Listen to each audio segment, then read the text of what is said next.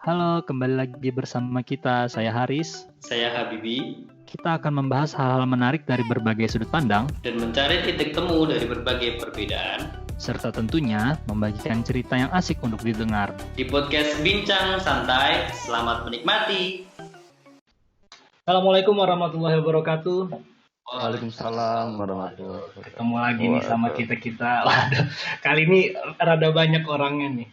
Kita sama ya teman-teman baik kita lagi, karena memang teman baik aja yang bisa diundang, nggak ada budget. Dan juga ini malah benar-benar teman baik kita sudah berteman cukup lama. Udah ya kalau di usia baru lahir udah bisa sampai udah bisa SD mungkin kalau berteman ini.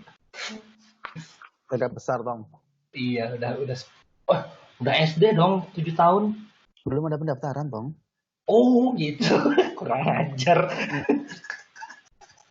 Masih. Oke deh, kalau gitu kita langsung aja. Mungkin beberapa yang kalau mengikuti kita mungkin udah tahu lah mereka ini teman-teman kita, teman-teman baik kita. Hari ini kita lagi bersama Zunus dan juga Julaibib, legenda hidup mengenai kehidupan masing-masing. Jijik banget anjir. Gimana nih kabarnya teman-teman? Mungkin bisa dijelasin dulu kabarnya deh. Dari Habibi dulu deh. Orang yang paling intelektual. Wes. Ini ponakannya Elon Musk. Ini, semoga masih ada keturunan. Jangan dong. Kamu dong jadilah Habibi. Jule, memang audionya dimatiin ya? Paling nanti dinyalain kok dia kalau dia mau. Sesukanya dia lah, tenang aja, dia pasti tahu kok kapan ngomong. Ada masalah apa? Alhamdulillah sih baik. Lumayan lah. Agak ini sih, mungkin karena sholat di rumah jadi sering molor-molor. Oh. Kalau orang biasanya kalau kabar itu kayak gimana ya? Kondisi kesehatan, kondisi iman yang dijelaskan. Biasanya kan kondisi finansial gitu ya. Kayak gitu. Kondisi iman, men. Kondisi iman yang dijelaskan luar biasa. Kalau kamu Ya, tak gimana tak? Kondisi imanmu kayak gimana? Alhamdulillah kondisi tetangga masih bagus. Oke, rumah tangga aman. Kalau tetangga. Oh tetangga. Iya. Tetangga yang bagus ya. Iya. Di rumah sendiri kurang. Bagus lah. Oh, Itu ada asap-asap Julebeb, itu asap apa itu? Itu obat nyamuk. Oh, obat nyamuk. Berarti bagus. Pokoknya selama asap itu belum mati, berarti itu masih ada kehidupan. Alat bantu pernapasan. Kalau asap itu belum mati, berarti hujannya belum deras. Oh iya. Oke. Kalau misalnya mati, jangan takut, karena masih bisa dinyalain pakai korek. Iya. Ternyata listriknya mati, Tong. Oh gitu. Jadi nggak keluar asapnya. Oh gitu.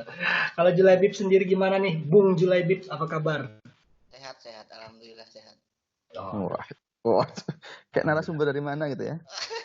Karena dia yang paling berpendidikan di antara kita semua. Oh iya ya. Ya berpendidikan juga ya. Iya, kamu jangan lupa. Ini partikelir semua ini kayaknya. Sumpah, mungkin karena sinyal juga aku dengarnya partikelir loh.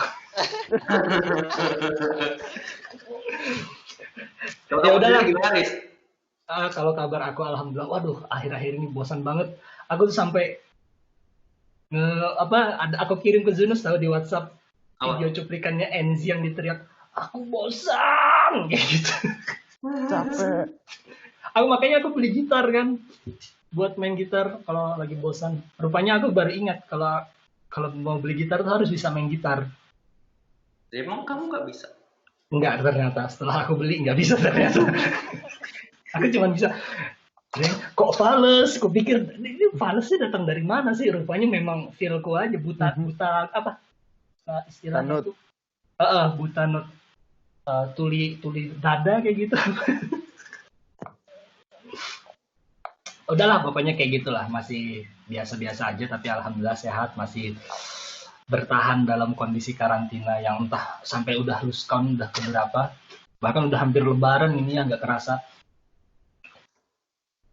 masih aja karantina. Nah, kalau kita ngomongin masalah Lebaran itu identik banget sama mudik. Nah, gimana nih teman-teman pendapatnya mengenai mudik? Allahu Akbar, Gak usah, Allah. gak usah.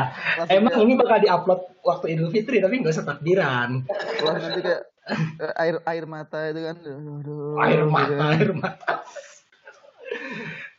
Udah lah, mungkin kita, ya ini lah, mengenai mudik deh. Mungkin dari Julaibib dulu deh. Julaibib ini kan juga kita tahu dia sekarang menetap di Jogja, sedangkan dia aslinya dari Kalimantan Selatan, dari Gambut, yang mungkin Gambut. banyak banget orang nggak tahu. Bahkan mungkin di peta nggak ada. Tahu.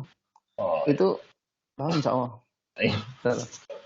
gimana nih Julaibib kondisinya? Pendapatnya juga mengenai permasalahan mudik di kala ini. Sharing dong. Wah, gila jijik banget. Mudik. Apa itu mudik? Waduh, pulang kampung. Beda dong. Beda dong. Beda dong.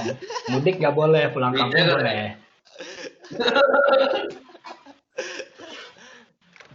Ya. Ya tahun ini berbeda lah dibandingin Oh. tahun-tahun sebelumnya. Sebagaimana yang sering kita dengar di TV, di radio, kalau masih dengerin radio. Oh, sombong banget nih anak dengerin radio anjir.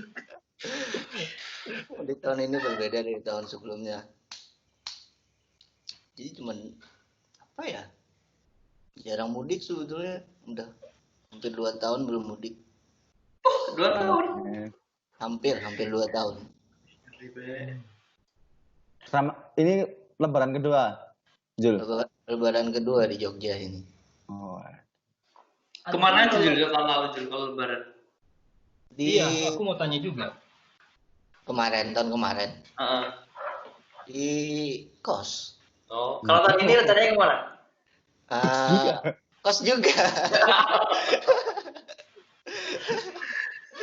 Jangan percaya. Kalian tahu sebenarnya dia kemana? Tahu aku kemana?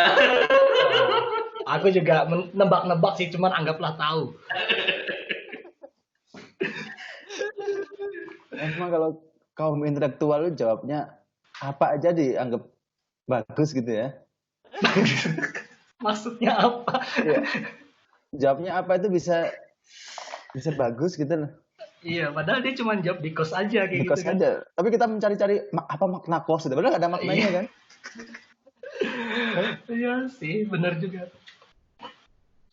Tapi kondisinya sih kan kalau tahun mungkin sebelumnya kayak Julaibib ini kan mungkin kalau tahun sebelumnya nggak pulang karena sibuk ya.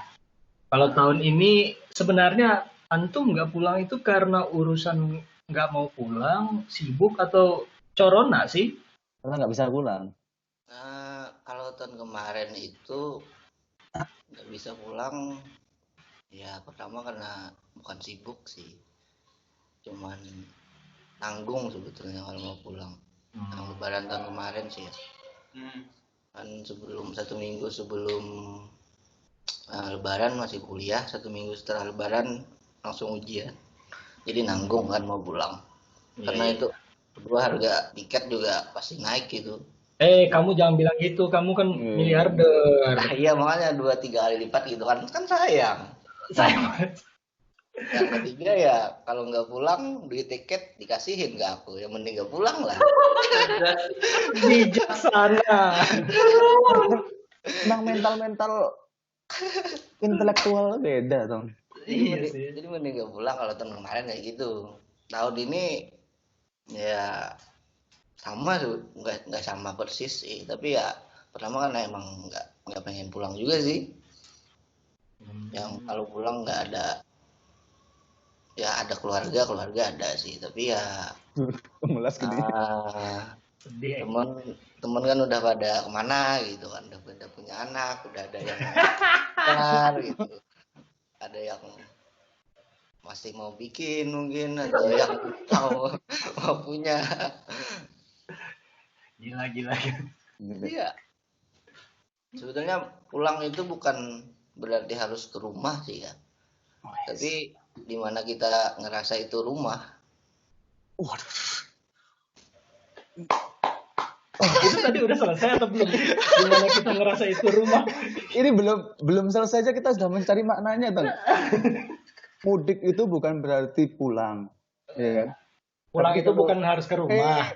Pulang nggak harus ke rumah, tapi di mana tempat yang bisa membuat kita Merasa itu rumah. merasa itu rumah. Wah. Waduh. Jadi kos Brotoseno 3 ini sudah berasa rumah ya? Feels like home. Likely.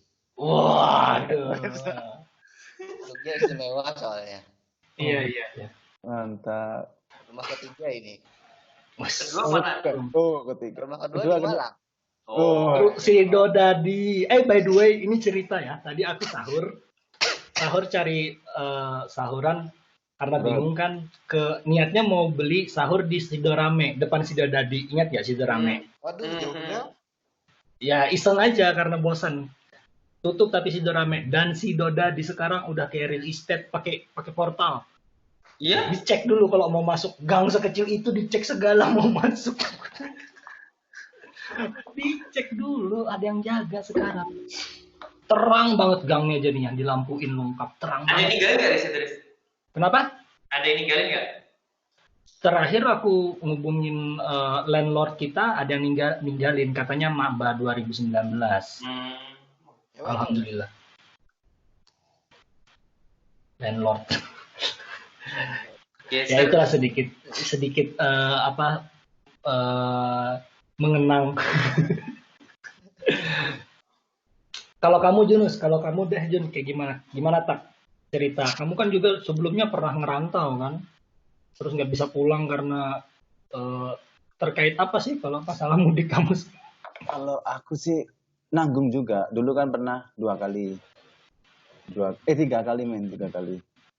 Jadi kalau di Bali juga pernah. Kalau di Bali itu mungkin kita baru merasa mudik itu haru ya. Itu ketika berkumpulnya semua orang yang nggak mudik, Tom. Oh, kayak nangis sama-sama ya, kita nggak pulang kayak gitu. Kita nggak pulang gitu kan. Nggak juga sih. Cuman waktu kayak kita eat gitu kan di lapangan itu baru terasa. Baru terasa kumpul dengan orang-orang yang nggak mudik. Terus kalau di Jakarta itu pengalaman lebih enak lagi karena kayak ngerasa banget kayak bunyi kodok itu kedengeran, Tom, beneran. Padahal di situ nggak ada gimana kodok, tuh ceritanya? di situ nggak ada kodok.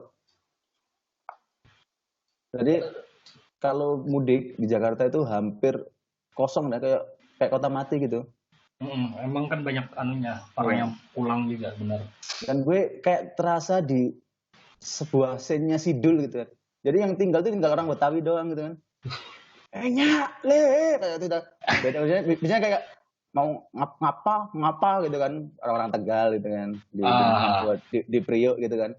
Ada kan udah pulang semua, tinggal pribumi-pribuminya gitu kan. Terus ada orang Jawa siapa nih kayak gitu kan? Ya. Jancuk, Apa apa gitu.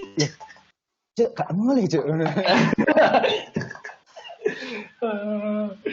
Itu pengalaman ya? Itu tahun berapa tak itu?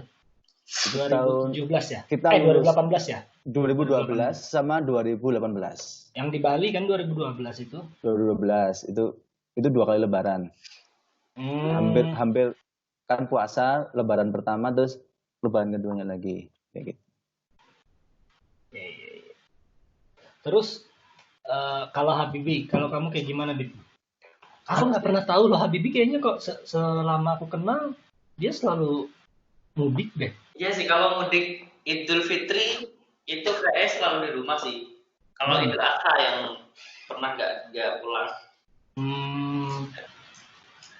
Jadi ya masih bisa lah untuk pulang kalau masalah ini untuk Idul Fitri. Padahal kan kalau masalah tempat ya, dari semua kita ini, pada tempat kamu yang paling susah dicapai kan? Mesti berkemah dulu di gunung mana gitu. Pasti nemui penjaga distrik juga kan. Iya, dipalakin kan di gua apa, dipalak gitu. Rumahnya Habib kan dekatnya Gua Hiro itu kan. Kamu belum pernah Jun ya? Belum pernah aku. Dia belum pernah. Hmm. Dia belum pernah. Terakhir, iya dia belum Tong, pernah. Tong, Hmm. ada pertanyaan Tong buat di Kalsel. Kalau di Kalsel sendiri itu yang lebih sakral ya, yang lebih sakral itu Idul Fitri adalah Idul Adha. Karena kebanyakan, enggak kebanyakan sih, sebagian masyarakat kita kayak di Madura gitu kan, Idul Fitri itu biasa aja. Tapi kalau Idul Adha itu baru kayak apa ya? Kalau masalah Suasana sakral, kultural secara kultural. kalau masalah sakral menurutku Idul Fitri. Tapi kayak gini kayak aku sendiri, kalaupun di Kalimantan Selatan, Idul Fitri itu pulang kampung kan, ke kampungnya bapakku, bukan di Banjarmasin gitu. Mm-mm. Jadi aku juga nggak tahu kayak gimana kondisi kotanya Idul Fitri. Kalau di Banjarmasin orang bilang sih lumayan sepi, karena kan juga orang banyak yang pulang kampung. Nah, kalau Idul Adha aku udah nggak tahu lagi kayak gimana. Soalnya aku juga udah entah berapa tahun nggak pernah pulang Idul Adha. Dan Idul Adha selalu sholat Id di sekolah ya. Idul Adha aku nggak sholat. Aku nggak sholat. Aku cuman dibangunkan. Iya, tapi kan ada jadwal sekolah di sekolah apa? Sholat di sekolah gitu kan? Nggak ada. Saya? Kita beda negara kan? Oh kita bukan satu SMA ya? Iya. Oh, JBLK. Oh AJG lupa gue. Beda. Tapi Habibie nih tahu rasanya kayak gimana sholat di lapangan helikopter. Dengan Yonkes kah? Oh iya sih. Dia tahu rasanya. Kalau aku sama Julebib penganut. Oh itu sunnah. Ya gitulah. Nah ini karena kita juga lagi rame banget nih mengenai himbauan pemerintah karena terkait dengan COVID-19 ini juga, jadi dihimbau untuk tidak mudik. Gimana nih pendapat teman-teman mengenai himbauan untuk tidak mudik ini? Jadi apa yang akan berbeda? Kalau dari kamu dulu, David, sebagai orang paling pintar. Kayak ejekan ya. Apa sih pertanyaannya? Nah, itu kan terbukti kan. Kayak gimana nih pendapat kamu mengenai himbauan dari pemerintah yang tahun ini untuk tidak mudik? Apa ya? Bagus sih. Jadi kan kalau ya mungkin karena pertimbangan masalah social distancing itu ya. Ya penyebaran wabah. Penyebaran COVID itu dengan adanya kayak gitu di satu sisi memang bagus. Tapi sayangnya di sisi lain ketika mudik terus ngapain? Kan sekarang problemnya ketika mudik kosan tetap bayar, semuanya tetap jalan, akhirnya ya mereka bingung mau ngapain lagi gitu di sana. Jadi menurutku sih baik, tapi kurang kontrolnya. Coba kalau misalnya nggak mudik tapi di sana ya semua fasilitas sudah ditanggung ya mungkin oke aja. Tapi kalau cuma nggak boleh mudik terus nggak bisa ngapa-ngapain, kerja sudah dipecat. Gila kasar banget kalau Kalimantan dipecat. Jangan kayak gitu tuh. Nggak ada ameliorasinya itu kan ya. Kalau misalnya istilah sosmed itu nggak berakhlak kayak gitu. Terus ya semua misalkan kayak paketan tetap bayar, listrik tetap bayar, kosan tetap bayar, terus nggak bisa ngapa-ngapain terus gimana? Jadi ya mungkin bagus tapi kurang bijak aja sih. Oke. Ya. Gimana kalau menurut kamu Tak mengenai pendapat Habibie? Oh. Jadi komentar ya. Jangan antitesis dulu. Oke. Jadi kalau aku pendapat budaya ya. Jadi kayak mudik itu kan momen Tong. Jadi momen kayak kita habis nyeleng ini, habis apa nyeleng itu apa? Ya nyeleng ya, nabung. Nabung. Habis nabung kan. Mudik itu ibarat kita lagi mecah celengan kan. Oh, jadi aku sekarang ngumpulin duit nih. Jadi kalau aku ngumpulin duit di rantau misalkan, terus Lebaran itu kita ibarat mecah celengan, gitu kan. Kita mau ngasih orang di kampung halaman gitu kan. Kita membawa oleh-oleh, bawa apa itu. Dan mungkin saat ini mungkin kita hanya mau nggak tahu ya menunda atau bahkan meniadakan momen itu untuk sementara waktu. Sama aja sih sebenarnya ya. Jadi Sama aja sih. Ya kebanyakan 20 detik kamu ngomong nggak ada apa-apa. kebanyakan istilah ya. Jadi kayak ya sedih juga. Sedihnya itu momen ketika momen mecah terus kok nggak jadi mecah kayak gitu. Sedihnya Dan itu ya karena lebih sedih budayanya gitu ya. Iya, bisa kita mecah tapi nggak ada apa-apanya. Kayak gitu. Maksudnya bagi sebagian orang ya itu kan sangat dirindukan itu Tom. Ya, Bagi anak rantau. Ini aku ngomong di masa lalu ya. Jadi kayak ketika momen pulang kok nggak bisa pulang gitu kan. Tapi juga yang buat kita agak nggak sedih-sedih banget. Oh ternyata itu cuman apa ya? Cuman momen kultural aja. Karena sebagian orang juga Idul Fitri itu dianggap bukan hanya satu-satunya momen yang bisa kita pulang kampung gitu kan. Cuman bagi mungkin kalau kayak kelas karyawan gitu ya, mungkin dia sih nganggapnya momen karena ya itu momen satu-satunya ada dapat libur kayak gitu. Iya. Gimana cuti. Tapi ketika sistemnya berubah bahwa oh ternyata libur itu nggak harus di Idul Fitri, cuti itu nggak harus di Idul Fitri gitu kan. Ibarat tutup buku akuntan itu kan. Jadi ya mungkin nggak terlalu apa ya, nggak terlalu sedih banget gitu. Cuma masalah momen aja menurutku. Ya tapi kalau misalnya kalau kita bahas masalah momen berarti kan ya karena cuman momen gitu loh. Sebenarnya untuk kondisi saat ini memang terlihat aku sih setuju kayak Habibie juga sih, saat ini memang keputusan terbaiknya memang nggak mudik. Kayak misalnya kayak kamu nih di kota besar mudik ke apa namanya itu negara bagian Turen itu distrik.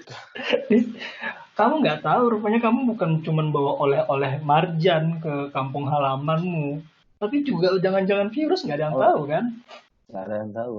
Iya.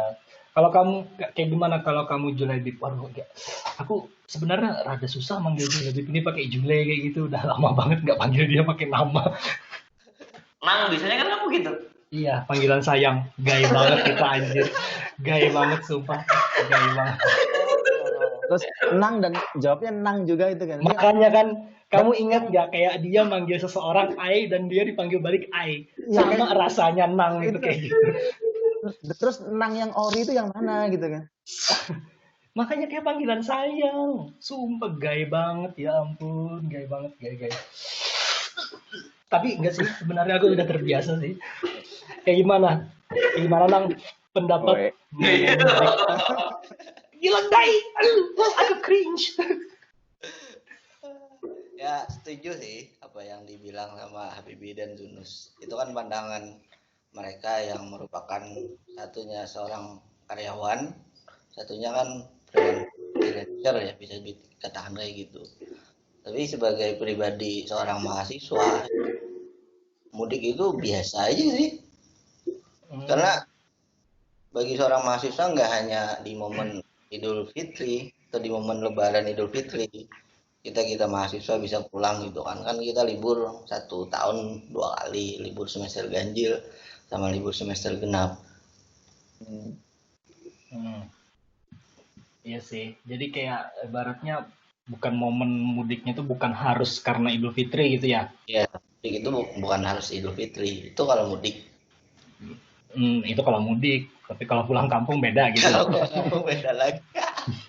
Kalau pulang kampung 2 kali mahasiswa. Udah jangan terlalu jauh, soalnya yang bilang mudik dan pulang kampung berbeda itu bukan orang biasa loh. KBBI udah dirubah kan? Apa? KBBI udah dirubah kan?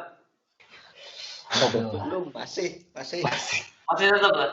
masih tetap.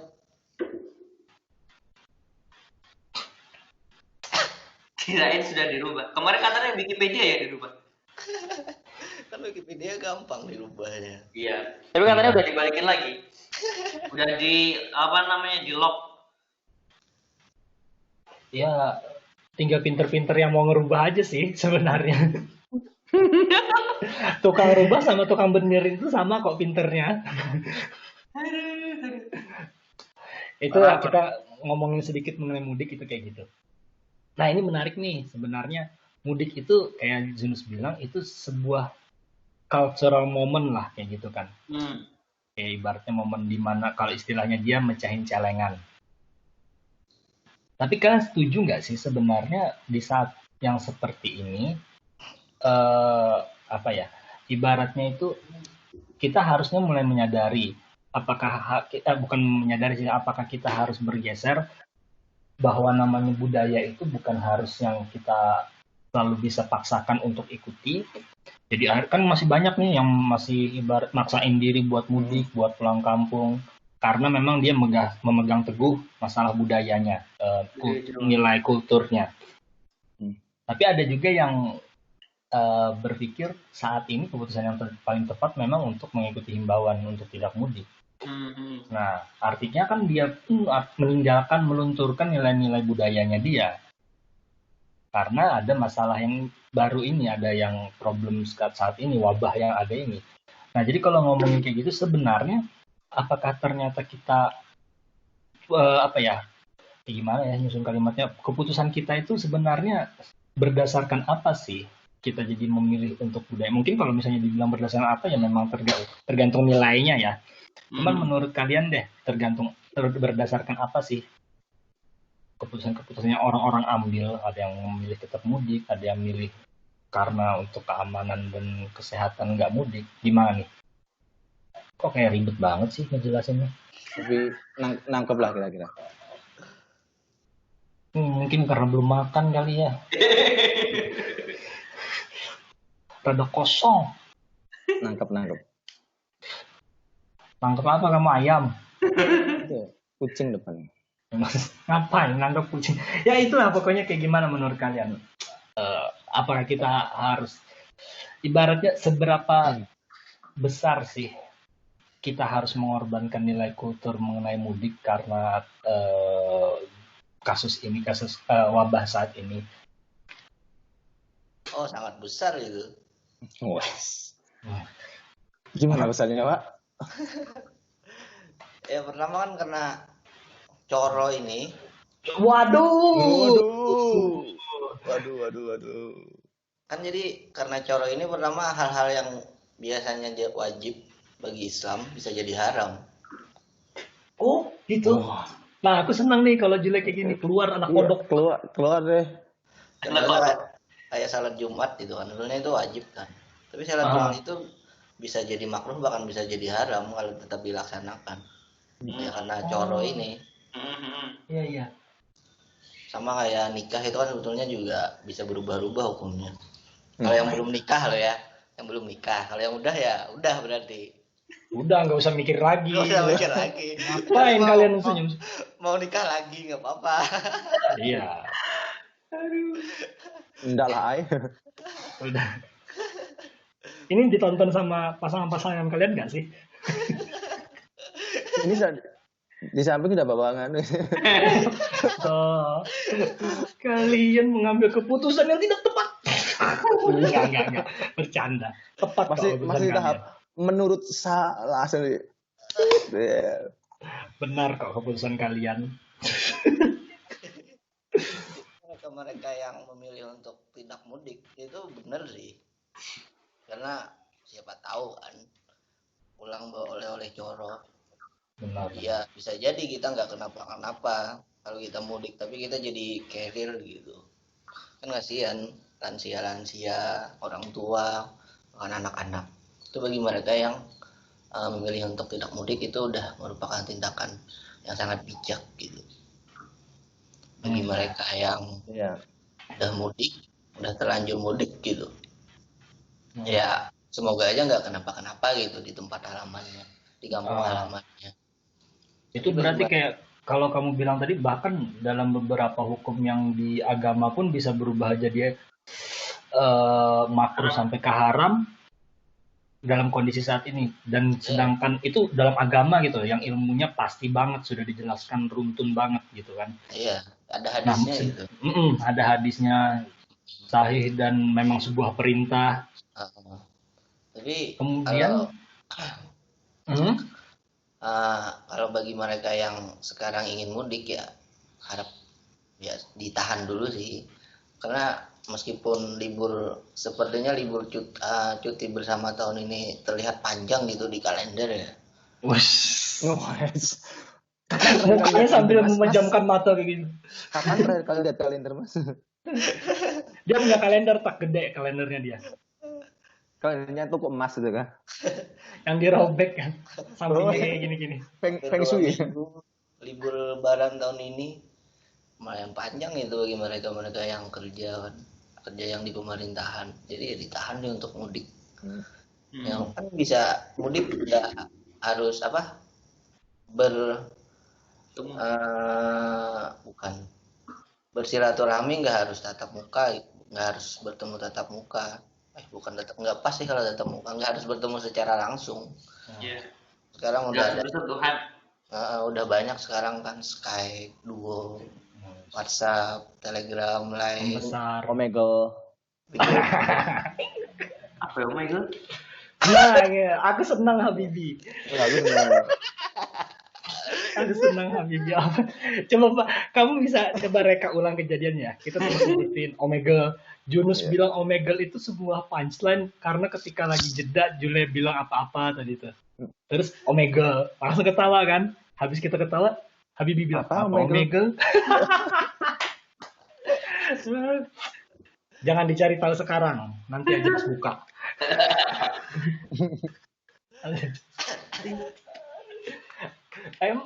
Emang Omegle lagi.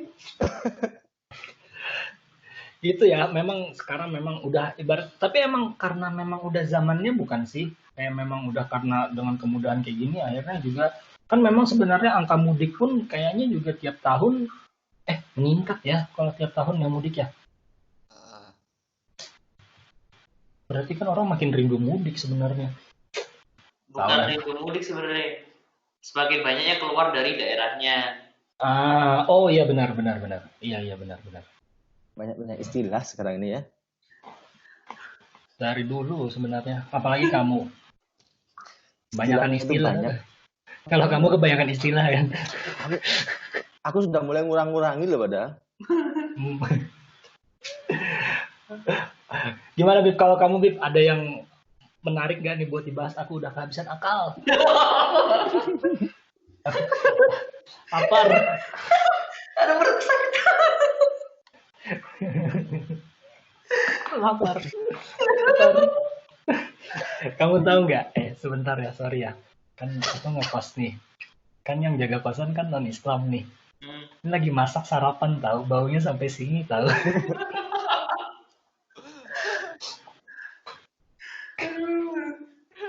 Ya coba bawa Riz. Masak apa Mas? Join Mas gitu. Join boleh nggak? Istrinya yang masak cuy. Oh. Riway berarti. Jangan seperti itu Julai Bib. Apa itu tadi? Tidak ada pengulangan. Gimana Bib, kamu ada yang menarik? Atau dari kalian ada nggak yang menarik nih buat kita bahas nih seputar mudik? Mudik, karena lagi temanya kan mudik. Iya. Mungkin masih nanggepin yang pertanyaanmu tadi itu ya, tentang pengambilan keputusan gimana gitu. Kalau menurutku di satu sisi memang apa ya, yang seperti dibilang tadi kan momen. Nah tiba-tiba yang bisanya rutin lah setiap tahun kita ngambil momen satu, mungkin ada yang momennya itu ya pulang kampung itu cuma pas lebaran aja. Ya. Nah, tapi akhirnya tahun ini dipaksa jadi kayak habit baru gitu kan. Nah, di satu sisi ya dari sisi personalnya mungkin ngerasa yang nggak nyaman banget gitu. Lagi mungkin ini juga pengalaman pertama setelah bertahun-tahun dia yang biasanya pulang ke rumah walaupun cuma 1-2 hari akhirnya nggak merasakan itu. Ya mungkin ada kontra batin gitu ya. Tapi di satu sisi kalau memang melihat dari kesehatan, sebelum ke kesehatan dari sosialnya pun juga di mana-mana kan sekarang sudah banyak kayak banner, plang yang ya penting nggak usah mudik dulu. Tapi ya, benar. Juga karena nggak tahu ini apa ya namanya, gara-gara pernyataan yang kemarin itu akhirnya banyak ketika dari sekarang itu kan udah banyak yang akhirnya memilih dengan menggunakan kata pulang kampung. Ya. Yang ketika mereka dicegat di beberapa tol, saya itu nggak mudik Pak, saya pulang kampung ini. Ya. Karena cuman dari beliau mengatakan bedanya mudik sama pulang kampung cuman momennya aja. Satu mendekati Lebaran, yang satu sebelum itu. Jadi ya gimana ya? Ya menurutku dari beberapa elemen tuh masih belum. Di satu sisi kalau memang mau mengatasi masalah bencana ini, yang katanya kan sekarang sudah virusnya ini sudah membentuk kayak apa ya? Bentuk Sistem. virus yang baru. Jadi virus yang di Indonesia itu beda dengan virus yang berlaku di negara-negara lain. Karena dari habitnya. Dulu kan ada yang menyatakan kalau corona itu di semua negara sama. Tapi kenyataannya setelah di beberapa negara ini, jadi beda-beda tipe. Corona yang di Korea, di Jepang, di Cina, di Amerika, di Eropa itu kan semuanya beda-beda. Jadi dia sudah menyesuaikan dengan kondisi di negara itu. Gitu. Nah juga ya agak ini juga sih. Di satu sisi, ya itulah kalau menurutku dari sisi ekonominya ya. Dari sisi ekonominya mungkin ya orang nggak mudik itu dia bingung juga. Misalkan biasanya kalau nggak mudik, kalau masih bisa mengirimkan uang ke orang tua mungkin masih bagus lah ya. Tapi kalau sampai dia benar-benar sekarang misalkan dirumahkan, terus untuk makan keseharian aja bingung, sementara kerja di luar rumah kan tidak dibolehkan kan, semuanya kan bukan tidak dibolehkan, dijarangkan. Apa sih pekerjaan halaman itu kan sekarang sudah agak minim kan ya. Nah akhirnya kan juga di satu sisi dia juga bingung juga. Kalau pulang kemungkinan dia masih bisa lah untuk hidup dengan keluarganya yang ada di sana. Maksudnya nggak perlu semuanya nggak perlu beli gitu. Tapi ketika harus bercocok tanam kayak gitu kan. Bercocok tanam. Ya maksudnya kalau misalnya di tempatku aja deh, maksudnya kalau kayak makanan, beras, kemudian bahan-bahan sayur dan lain-lain kan paling enggak di kebun tuh masih ada. Tapi kalau tetap stay di kota, itu kan jadinya semua harus beli. Apalagi dengan misalkan cuman ngekos yang semuanya, misalkan kita cuman boleh tidur di sana aja kan, maksudnya nggak boleh menanam ini itu gitu. Iya sih. Akhirnya semuanya beli. Nah, kalau misalkan kayak gitu terus, ya kemungkinan nggak tahu juga sih. Ketika orang dilarang mudik ini nanti, mungkin dari sisi sosialnya juga bakal jadi masalah baru. Yes, benar sih, benar. Karena ya nggak ada solusi. Cuman kayak misalnya gini, kamu boleh di rumah, nggak dikasih apa-apa, ya udah yang penting kamu hidup. Sementara orang lain ya yang dari sisi yang memiliki kebijakan, ya udah yang penting kamu nggak usah mudik. Terus mau ngapain? Nggak ada. Cuma nonton video mungkin ya, video prakerja kan. prakerja. Nah, kalau mungkin masih usia kita mendaftar kartu prakerja mungkin masih oke lah ya. Tapi kan yang namanya dia yang urbanisasi itu kan kebanyakan juga orang tua juga. Yang mungkin untuk kemampuan akses kayak daftar gitu nggak bisa. Akhirnya kan kemarin juga pernah dibahas sih yang masalah penggunaan itu. Kalau dulu kan salah satu fungsi dari prakerja itu kan untuk mengantisipasi hal seperti ini kan. Iya. Nah tapi ketika itu di launching ternyata orang yang yang penting bisa daftar aja itu bisa mendapatkan fasilitas itu. Nggak perlu misalkan kayak benar-benar orang yang nggak memiliki apa-apa lah. Yang penting bisa daftar itu ya kemungkinan besar bisa diterima. Yang mereka sudah kayak kehidupannya mapan aja daftar ternyata juga bisa. Menarik. Ada tanggapan teman-teman? Waduh, enak banget ya kayak gini doang. moderator tuh lebih cerdas daripada narasumbernya biasanya. Itu hinaan padahal. Bentar, bentar. Kalau aku sih dari lagi-lagi kepingin pendekatan dari sudut pandang budaya ya. Aha. Untuk mempengaruhi orang itu melalui birokrasi itu tidak lebih efektif daripada mempengaruhi orang melalui pendekatan budaya.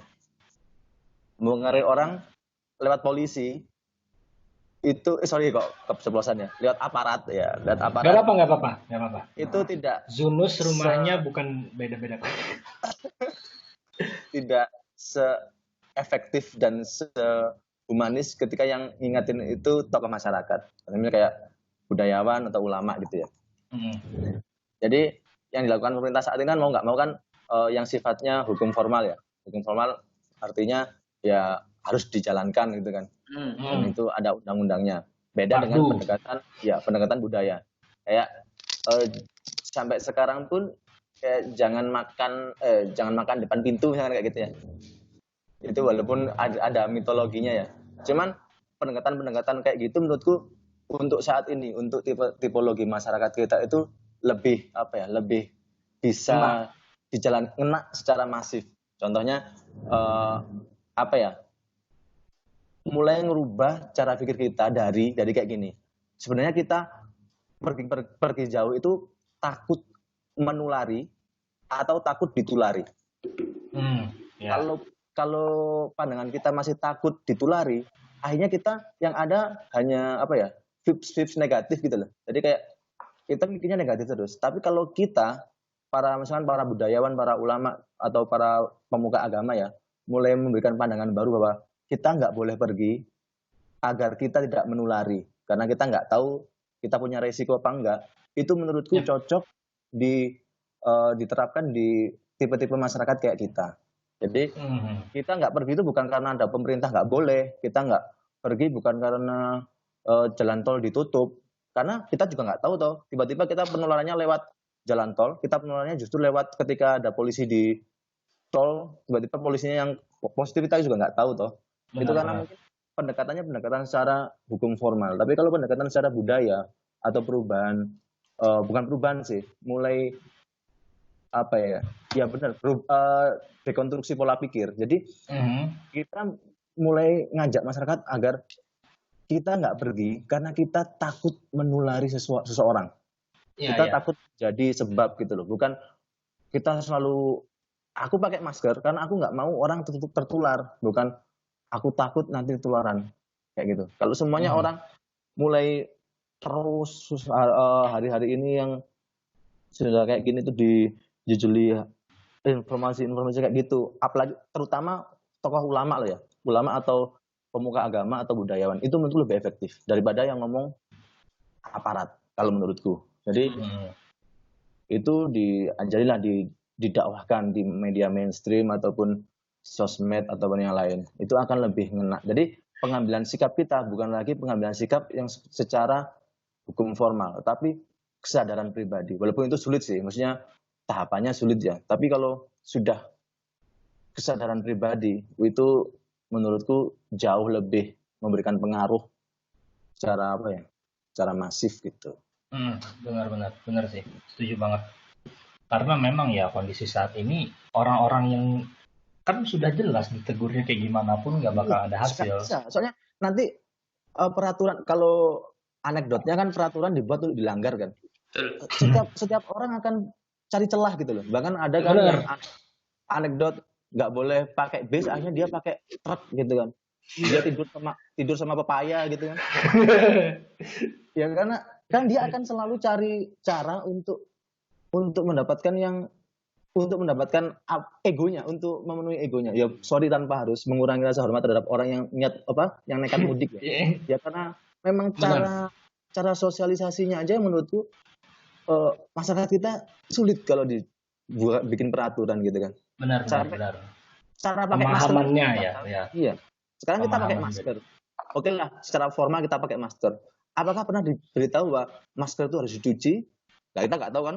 Soalnya kemarin aku sering pakai masker sampai lusuh gitu kan. Ya niatnya bagus karena yang di pikiran kita itu literal aja. Jadi ya yang disuruh tak jalankan. Tapi hakikatnya itu bahwa sebenarnya kita takut keluar, kita khawatir keluar, kita menjaga jarak itu adalah ya agar kita secara pribadi tidak mempunyai resiko untuk menularkan penyakit itu kepada orang lain, kayak gitu. Itu pendapatku. Iya sih. Benar sih, menarik. Apalagi kayak waktu kamu jelasin mengenai gimana untuk membangun, ya kalau bisa aku bilang sih dari pemahamanku, bagaimana bisa menyampaikan pesan tersebut biar bisa dipahami oleh khalayak umum. Karena ya selama ini memang masalah mudik ini kita ya cuma dikasih himbauan tanpa dijelaskan kondisi-kondisi lainnya. Nggak konsisten. Ya bukan nggak konsisten, esensinya nggak dapat gitu loh. Iya, dan juga itu terkait sama yang kayak Habibie bilang tadi kan, karena kita juga mudik nggak ada jaminan juga. Nggak ada jaminan. Dan itu akan lebih sangat masif pengaruhnya ketika yang mendakwahkan, yang menyuarakan itu pendeta, ulama, pendada, tokoh-tokoh agama itu. Karena memang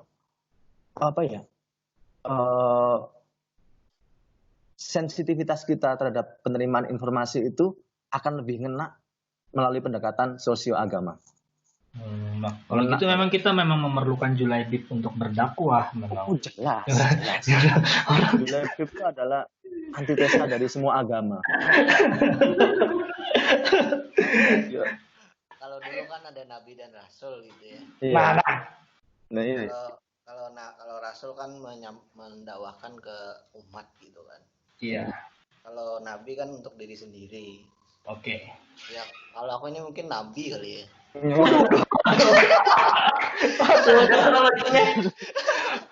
Hati-hati Anda. Ini direkam ini. Ini direkam. Ini diupload loh Mas. Hati-hati loh Mas. Bener. Kalau kita kan mungkin aku aja ya, jangan Habibie ya. Aku aja mungkin lebih masih ranah-ranah teori gitu kan. Ranah-ranah teori. Ini Julai ini sudah amaliyah sudah. Sekarang hari apa? Jumat toh. Dia lagi sunah Rasul potong kuku. Iya, bener. Maksudnya analoginya gitu, kalau aku sih gitu kan menyampaikan kepada khalayak umum masih kurang cukup. Oh, ya paham kok, kita paham kok. Cuman kalau Anda nanti ditangkap sama FPI, kita nggak ikut gitu loh. Tiba-tiba di kelas Subroto ada nabi gitu kan. Dengar kabarnya nggak? KP Broto Seno 3 ada nabinya. Enggak. Disclaimer, dia nggak ngaku nabi. Oke. Tapi balik lagi apa Bib? Apa ya? Lagi-lagi kalau menurutku ya, menurutku hampir semua tokoh agama sudah menyatakan sih. Kayak misalkan mungkin dari petingginya dari NU, dari petingginya Muhammadiyah dan beberapa ini kan, ya udah nggak usah mudik. Benar. Tapi menurutku ada bagian otak itu yang tetap menolak. Ya mungkin di satu sisi orang itu ketika sudah sadar, ya udah kalau aku sebagai karier berarti aku nggak usah mudik. Tapi ada otak lain yang mau, kalau aku nggak pulang nanti aku di sini ngapain gitu. Kalau menurutku itu yang jadi masalah orang-orang itu. Ya. Orang-orang itu mikirnya, aku tahu aku kemungkinan bisa jadi karier. Tapi kalau aku gini terus, ya aku mau ngapain di sini gitu. Ya. Tapi mungkin aja juga itu karena memang kebutuhan sosialnya mereka gitu loh. Mereka yang udah tiap tahun ketemu kayak gitu. Gini dong, kalau menurutku ya, yang mungkin beberapa masyarakat termasuk di antara kita ya, yang belum bisa membedakan antara kayak misalkan, sorry ya, tadi Habib menyebutkan petinggi NU Muhammadiyah itu ya. Elit itu kalau di masyarakat akar rumput kayak aku ini ya, itu kan termasuk elit gitu kan. Elit maksudnya elit para elit pemuka agama. Itu tidak lebih efektif daripada tokoh masyarakat. Maksudku kayak misalkan ya, tokoh masyarakat di setempat di masyarakat setempat gitu, Bib. Jadi secara sosiokultur kayak misalkan apa ya? Sekarang Ustadz gini aja, siapa Wis. gitu. Aku mempredikatkan diriku seorang NU. Ya. Hmm. Tapi NU kultural, bukan NU yang aku dapat KTP surat tanda Nahdlatul Ulama gitu loh, Bib. Ya, kan ya. Jadi sesuatu yang sifatnya kultural itu lebih bisa diserap, sesuatu yang disampaikan oleh para mudin di setempat itu akan lebih diserap daripada hanya sekedar hukum formal. Aku yakin, ya nggak yakin sih, nggak tahu ya, belum ada risetnya. Cuman aku merasakan bahwa dan mengobservasi yang dilakukan para kayak NU Muhammadiyah itu hanya secara kelembagaan. Dia istilahnya ya sebagai komitmen organisasi terbesar di Indonesia, organisasi keislaman terbesar di Indonesia untuk komitmen terhadap pemerintah gitu loh. Sifatnya pun masih hukum formal, bukan yang sifatnya sosiokultural. Ya, Itu tapi kan menurutku sekarang juga kalau kamu bilang mengenai, sorry ya ini aku potong. Iya. Kalau misalnya dengan pandangan sosiokultural, menurutku ya karena akhirnya mereka akan balik lagi ke pemikiran, iya apa yang aku lakuin kalau nggak mudik. Saat ini aku di kota yang aku merantau, aku nggak bisa hidup karena terkait kalau misalnya masalah ekonomi yang dia sekarang status pekerjaannya entah berantah. Dan ketika dia mudik, dia akan merasa lebih aman juga kan akhirnya bagaimanapun kondisi yang bisa yang berdampak dari proses sosiokulturalnya itu dari penyampaian orang yang dipercayanya dia, trustman-nya dia sebagai orang yang dia dia kagumi gitu, yang ibaratnya kalau dia ngomong mereka bisa percaya, oh ini benar juga sih yang orang ini bilang, benar juga kayak misalnya kita dengar ceramah gitu kan, oh benar juga sih Ustadz siapa bilang. Tapi ketika dalam kondisi-kondisi yang memang akhirnya terhimpit banget kan akhirnya juga runtuh gitu loh. Memang masih belum berhasil adanya suatu strategi yang memberikan pemahaman mudiknya ini, resikonya itu sebenarnya kita bisa menjadi carrier gitu. Kayak yang kamu bilang, nggak ada yang tahu. Jangan-jangan kena coronanya di aspal, di tol, kayak gitu, nggak ada tahu gitu loh. Tapi aku tertarik kepingin tanggapnya Julaibib. Sebenarnya sesuatu dikatakan berhasil itu secara kualitatif gitu kan ya? Atau benar ya, kuantitatif untung gitu. ada Julaibib ya. Jadi Bukan kuantitatif. Ya maksudnya apa sih yang dimaksud dengan berhasil itu? Maksudnya berhasil berhasil memberikan pengaruh atau kalau kredibilitasnya lebih dari berapa puluh persen, aku realitasnya ya, makanya. 95%. Bentar katanya lagi sunnah Rasul itu nah. Oh iya makanya. Enggak, pertanyaannya apa? Aduh. Apa tak ulangin buat pertanyaannya? Jadi kan kita kan sebenarnya kan lagi lagi debat kan, debatnya itu lebih efektif mana sih kita memperlakukan peraturan itu secara hukum formal sama sosiokultural, lebih berhasil mana ya kan? Sedangkan kita tolok ukur berhasil sendiri, kalau data kan mungkin data kematian berapa gitu kan ya, atau apa gitu kan. Kalau dari sudut pandang Julaibib sendiri itu sebenarnya dikatakan berhasil tidaknya sebuah peraturan itu ada beberapa sudut pandang, ada beberapa pendekatan kalau menurut Julaibib. Bisa dilihat dari beberapa pendekatan gitu. Jadi yang pertama tadi kan melihat keefektifan dari segi formal atau dari segi sosiokultural gitu ya. Dua-duanya efektif, tergantung individunya, dia orangnya lebih condong kemana, apakah dia lebih mentaati peraturan-peraturan yang dikeluarkan oleh pemerintah atau lebih mendengarkan dan melakukan apa yang dikatakan oleh tokoh-tokoh adat gitu, pemuka-pemuka agama. Jadi ya untuk dibilang yang mana yang paling efektif ya tergantung individunya, nggak bisa dibilang yang satu sangat efektif dibandingkan dengan yang lain. Kedua, untuk melihat tolak ukur keberhasilan apa tadi? Keberhasilan sebuah peraturan. Tingkat keberhasilan. Ya nggak banyak yang melanggar berarti. Namanya peraturan itu. Oh iya, jadi dilihatnya dari simple banget ya, dari seberapa banyak yang tidak melanggar ya. Iya sih benar memang. Tapi sih Tong, kalau misalkan ditarik garis kayak gini gimana Tong? Pemerintah membuat peraturan secara formal, sedangkan para tokoh-tokoh sosiokultural itu hanya menerjemahkan atau apa ya, mentafsirkan gitu loh Ya kan. Sehingga menyampaikannya juga gitu iya. kan. Jadi secara apa? Secara lebih sebenarnya Benar. gimana? Tapi akhirnya balik lagi kayak pernyataan Juliadi tadi, orang itu akan milih apa. Dan ketika dua hal tersebut pun kalau misalnya memang sudah berjalan sukses, kemudian ada hal prioritas yang lebih tinggi untuk dia tidak mengikuti imbauan tersebut, yang kayak Habibie bilang, kalau misalnya akhirnya orang tersebut lebih memilih masalah ekonominya yang diselamatkan, ya kayak gimana?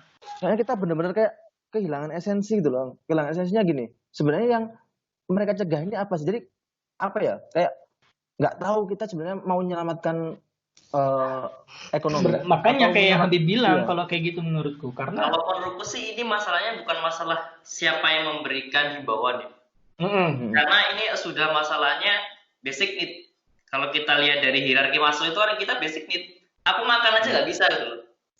Basic need-nya dia. Jadi walaupun siapapun yang memberikan himbauan, selama aku nggak bisa makan, ya aku bakal membantah.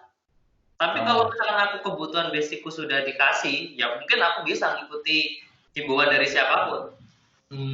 Misalnya kita cuma ngomong deh, mencuri itu dosa gitu kan. Tapi kan banyak siapa? Siapa? Oh iya.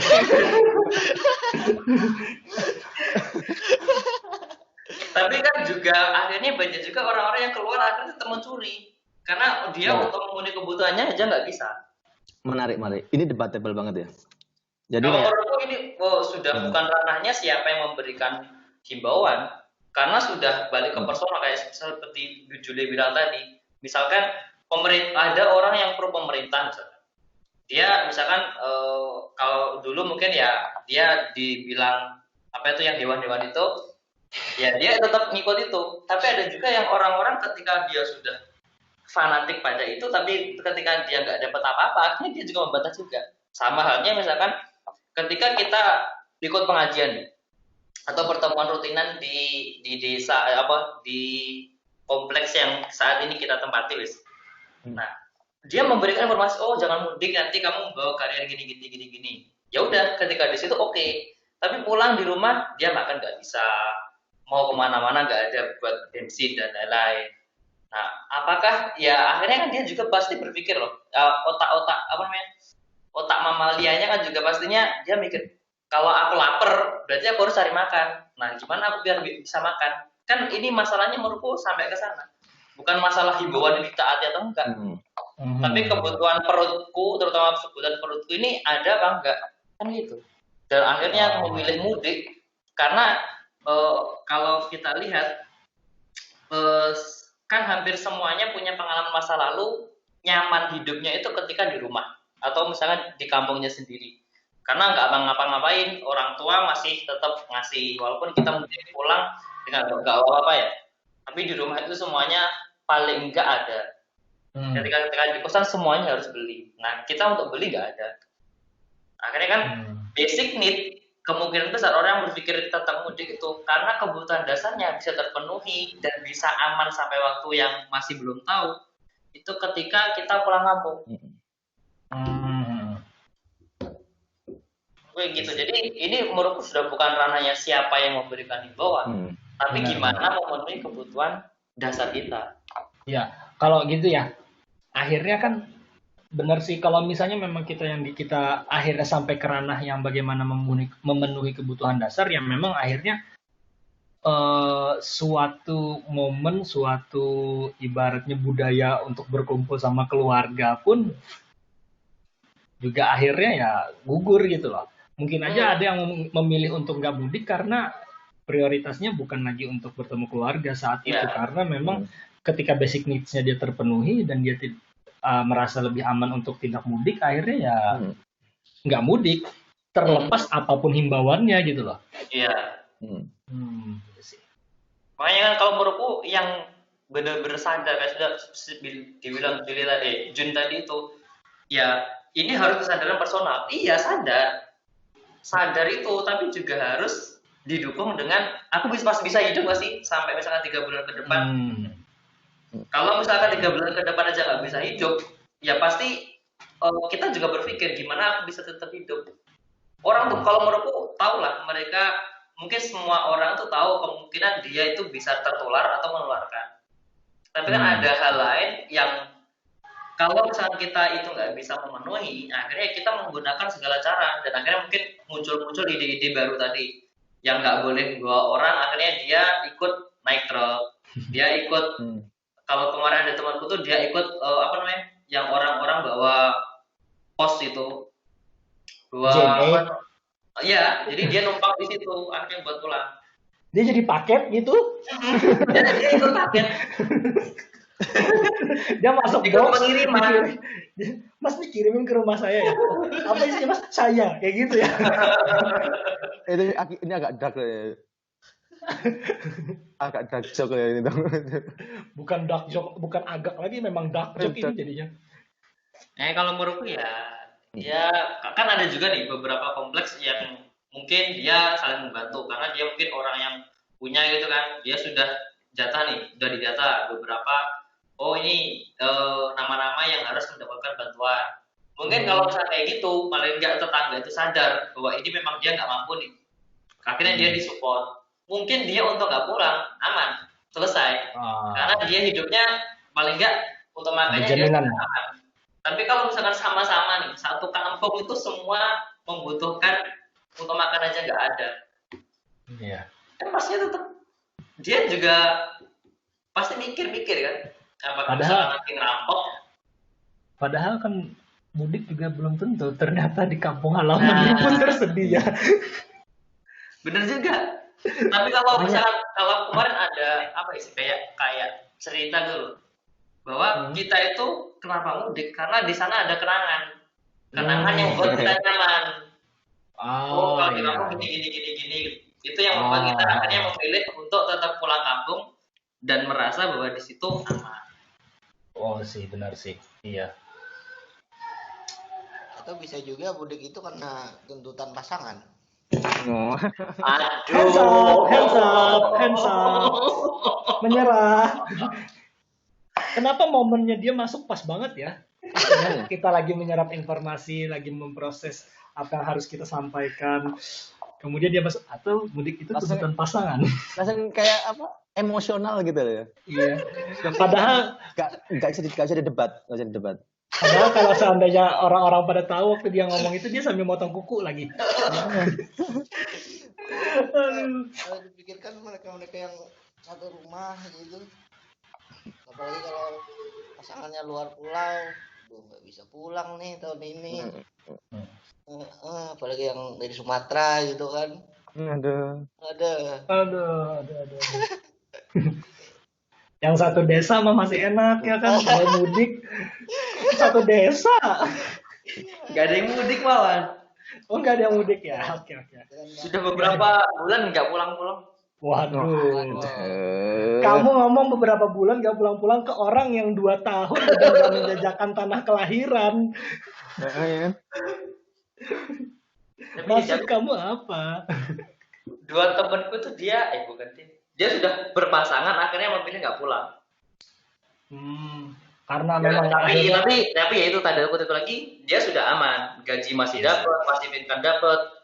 Akhirnya dia ya apa lah, orang yang di rumah, anak istriku dia udah aku kasih kebutuhannya. Di sini juga udah aman, akhirnya dia boleh nggak pulang.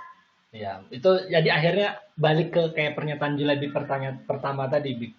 Karena yang namanya pulang itu nggak selamanya ke tempat yang kayak gitu. Dimana kita merasa itu rumah, ya itu tempat pulangnya. Iya, benar. Mungkin aja kenapa orang-orang yang nggak mudik bukan karena orang-orang yang kayak kalian gini ya, yang baru sudah berkeluarga gitu.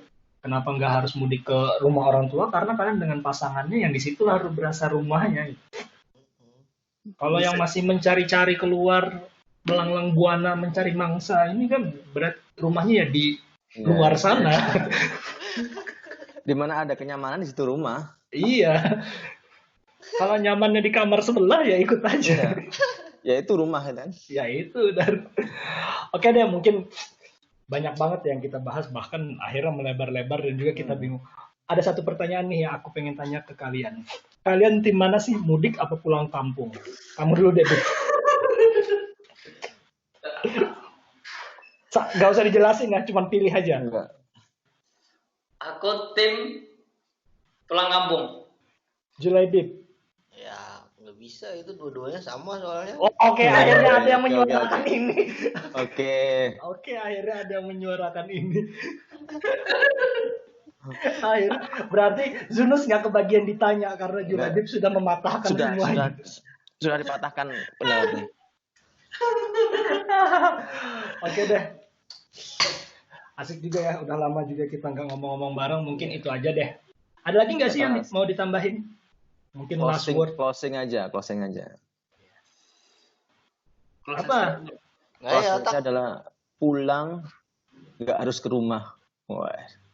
Openingnya itu, closingnya ini lagi.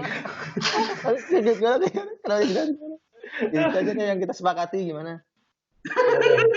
ya masing-masing lah closingnya.